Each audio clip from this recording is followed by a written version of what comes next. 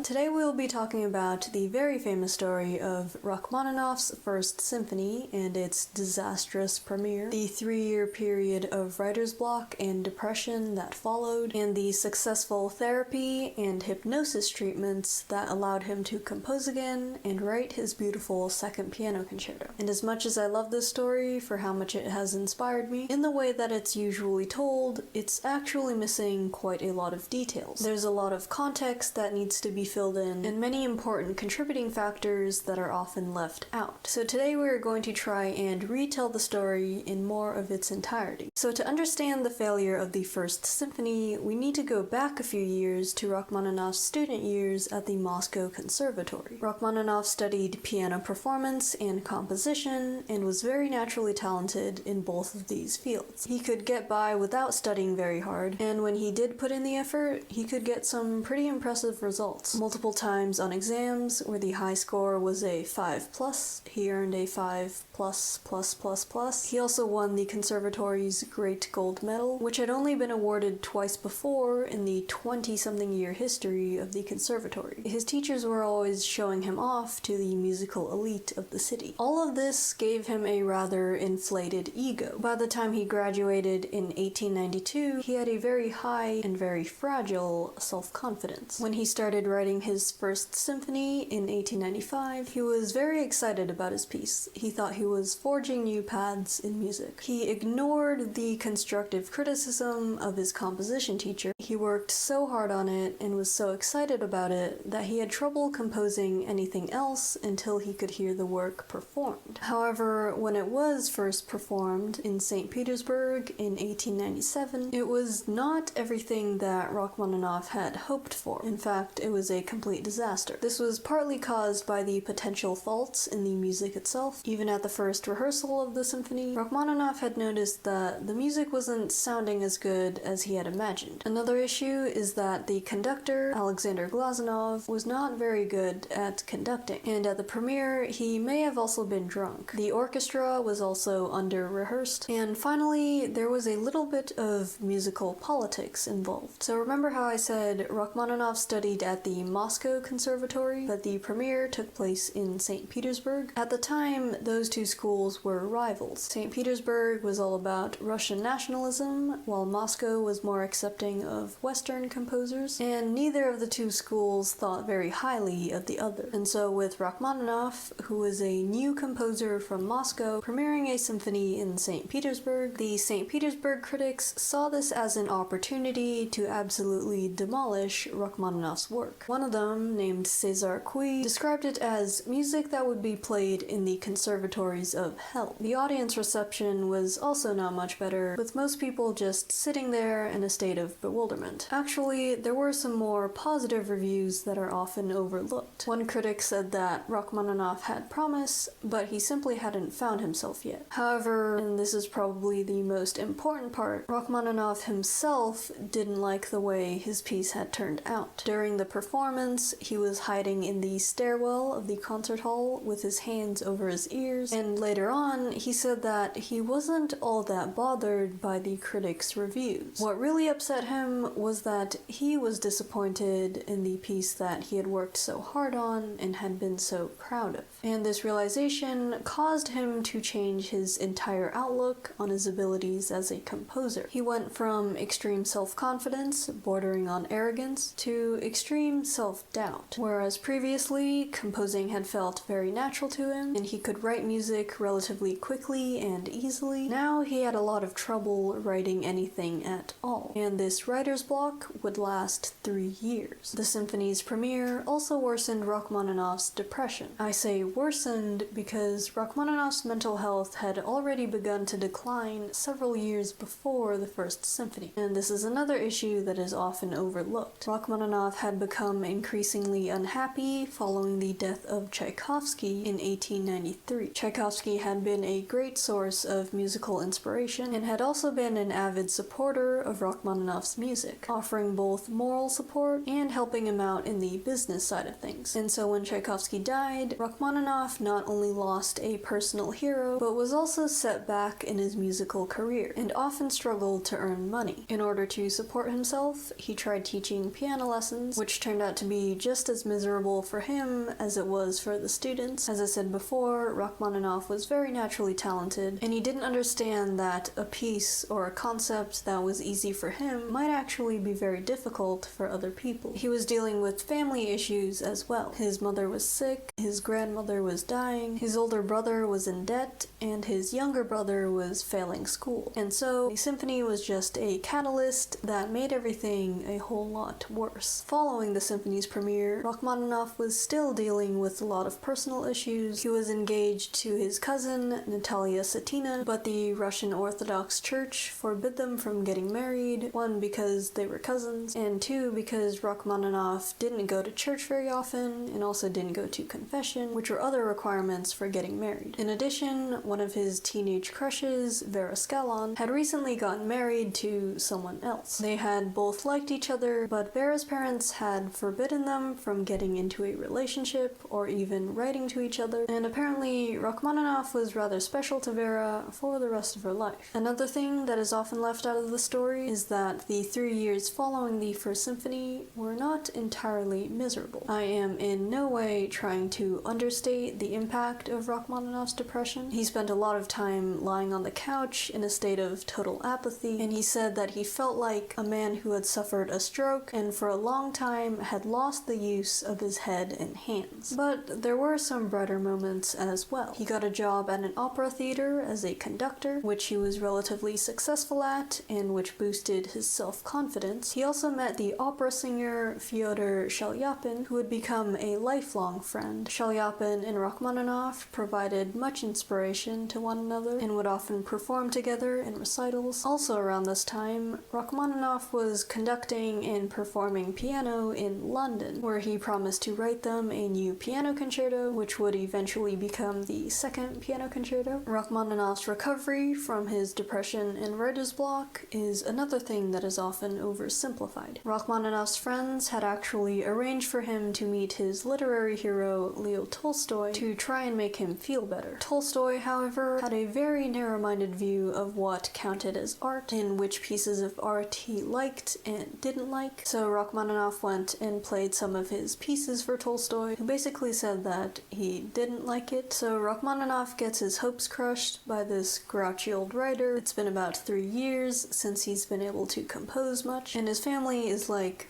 maybe we need to seek professional help. So Rachmaninoff started therapy with Dr. Nikolai Dahl, who was a physician and also an amateur musician. Dr. Dahl would first tend to Rachmaninoff's physical health, such as making sure he was eating right, getting enough sleep, getting some exercise, and then he would actually hypnotize Rachmaninoff. He would get him into a state where he was very open to suggestions, and then he would say to him over and over again, "You will write a new concerto. It will be received very well." And after a few months of this, almost incredibly, Rachmaninoff had the confidence to begin composing again, which resulted in the Second Concerto. Now, you're probably thinking, how did Dr. Dahl really cure Rachmaninoff if all he did was repeat, "You will write a great concerto," over and over again? There's actually not a whole lot written about this, which is really frustrating, but basically, Dr. Dahl never completely cured Rachmaninoff of his depression or his writer's block. We can see that later on in his life, they would recur quite often. Instead, what Dr. Dahl did was restore Rachmaninoff's sense of self-confidence that had been destroyed with the First Symphony. He allowed him to believe that he was a good composer, that he was capable of writing great music, and that he would write a new concerto. And so with this renewed self-confidence, Rachmaninoff was no longer afraid to write his music down, and so began composing again. Another way that I've seen it described is that Rachmaninoff usually relied on bursts of inspiration to compose, but the First Symphony disaster had triggered an automatic stream of negative thoughts, and Dr. Dahl had subdued those thoughts to let Rachmaninoff's natural creativity shine back through. Either way, Rachmaninoff finished the Second Piano Concerto in 1901, dedicating it to Dr. Dahl and premiering it to great critical and public acclaim. Rachmaninoff never returned to being the arrogant kid that he used to be, which is a good thing. But on the other hand, his self-doubt would come back to haunt him, especially later in his career when critics were saying that his music was too traditional and too romantic, and his depression never completely left him either. A particularly bad year was 1916, when we see Rachmaninoff talking a lot about his fear of death, his fear that he had turned out to be a mediocre composer, and his desire to compose, but his inability to set it down on paper. So the story of the First Symphony and the Second Concerto isn't as happily ever after as it's often made to seem. However, I think it's still a powerful victory, even if it didn't last forever. It's still very redemptive and empowering that Rachmaninoff was able to seek help and recover from this period of depression, and that he was able to compose something as beautiful and enduring as the Second Piano Concerto. And at its core, I think it still conveys the same message, that things can get better. To wrap up what loose ends we can, when Rachmaninoff was finishing up the Second Concerto, he asked his cousin Alexander Salati for some money. Salati agreed, and Rachmaninoff was able to compose for the next 3 years without having to worry about finances. Rachmaninoff and Natalia Satina were married in 1902. They got around the church's restrictions by getting official permission from the Tsar of Russia. Rachmaninoff did eventually write a second symphony in 1907, and it was a great success. Also, the third movement is one of the most beautiful things I've ever heard, and you should absolutely go listen to it. So yeah, that is the more complete story of Rachmaninoff, his disastrous First Symphony, his depression and writer's block, and his recovery and Second Concerto. As I said before, I love the story, it's very near and dear to my heart, and I hope that now it is to you too. And with that, I think that's about it for this video. Thank you all for watching, thank you all for being here, and I will see you all next time.